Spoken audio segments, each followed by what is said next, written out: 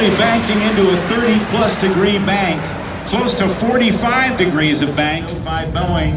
You've actually been in an airplane powered by the civilian version of the same engines, these F-117 engines that power the C-17 Globemaster III.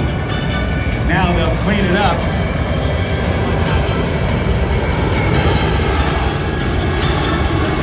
Watch for the wheels to start going up, and then you can see those trailing edge flaps